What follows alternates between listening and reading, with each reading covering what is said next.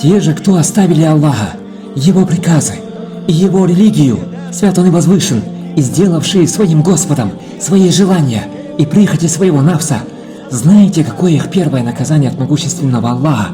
Клянусь Его величием, это то, что они еще больше забудут об Аллахе. Аллах не позволит им вернуться к Нему. Аллах отдалит их от себя. Все дальше от Аллаха, все ближе к пропасти ада, посредством своих скверных дел.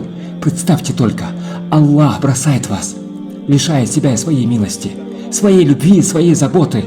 И каков же итог этих людей? Людей, которых Аллах возненавидел и оставил без своей защиты.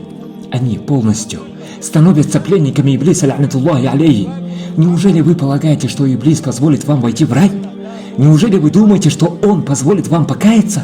Клянусь Аллахом, это его единственная цель – забрать вас вместе с собой в гиенну, чтобы вы горели там вечно. Уляузу билля. Так внимайте же словам Аллаха. В его книге поистине Иблис является врагом для вас. Так не поддавайтесь же его искушениям и не повинуйтесь же ему.